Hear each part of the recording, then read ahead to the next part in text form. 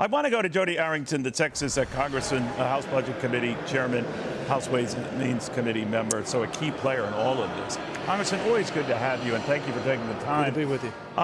You know, the fact of the matter is, people like Warren Buffett has said over the weekend that, you know, the government's going to just have to raise taxes, that it doesn't have the inherent ability to keep an eye on spending, so the only other alternative is to raise taxes. How do you feel about that?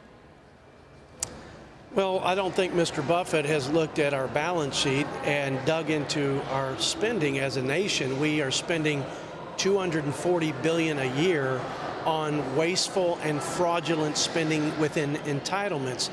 And that's over the 10-year budget window is more than the entire Russian economy. That's just one area. We're having a hearing tomorrow on the cost of the border chaos. It's $150 billion. It's healthcare cost, it's education cost, it's criminal justice cost. And so I would suggest that this government is way too big, and that this spending now that we're on, which is over $6 trillion, and a third of which is borrowed at about $2 trillion a year now, that'll double in 10 years. And then our interest payments are now the third largest expenditure item in the budget, and that is $870 billion, which is more than we spend on national defense. I would suggest our spending is out of control, which is driving the unsustainable debt.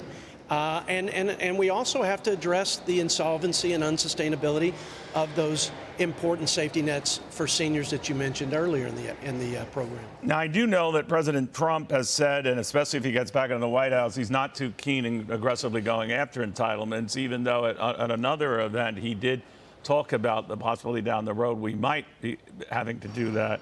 Is that inevitable? Inevitable, full stop. 80% of our budget in 10 years will be on auto spend.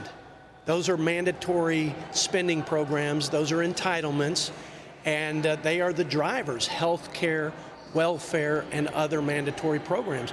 You can't save this country from the inevitable debt calamity if you don't address these entitlements. And there's a tremendous amount of waste. There are common sense solutions like welfare reforms, just work requirements that we have in, say, TANF and food stamps. Apply that to Medicaid. You're talking about tens of billions of dollars.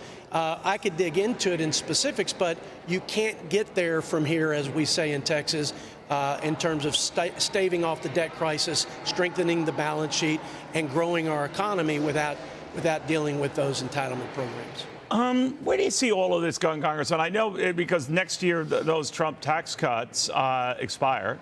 If he were to be elected president and he was working with a Republican Congress, they might be, you know, renewed again. But if it's a mixed government situation, especially if Joe Biden is reelected, that is highly unlikely. Your thoughts? If it's Joe Biden, we already know the playbook because he submitted his budget, and his budget doubles down on the cradle-to-grave welfare expansion. He doubles down on expanding mandatory spending by almost $3 trillion. He also doubles down on taxes and regulations and the things that are suppressing our growth. President Trump will bring a pro-growth agenda. And Neil, here's what I'd tell you and your viewers. If we can just grow 1% over the 2% that CBO projects over the 10-year budget window, just 1%, that will bring down the deficit by $3 trillion. But we have to link that with mandatory spending reforms and reining in the spending. And we have to be able to grow the economy faster than we're spending, faster than we're borrowing. If we do that, just like our forefathers after World War II did it, we can bring the debt to GDP down, and we can have our best and brightest economic days ahead of us. All right, well, watch it very closely, Chairman. You'll have your work cut out for you, but you have, to your credit, been warning about a lot of this stuff long before, so we'll see what happens. Jodey Arrington, the House Budget Committee Chairman, sits on the House Ways and Means Committee.